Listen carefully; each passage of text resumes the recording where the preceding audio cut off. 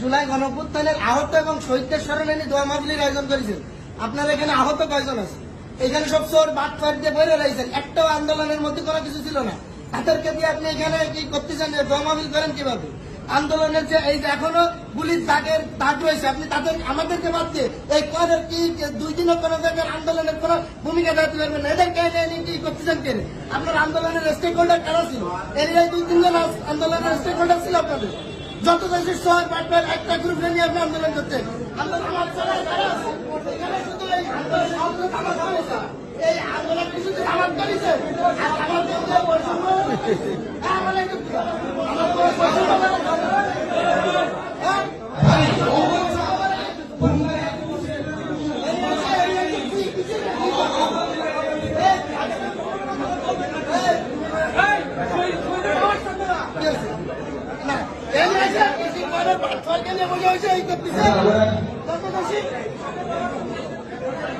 এবারে আমরা স্বৈরশাসনের যারা সহযোগী তারা এই ধরনের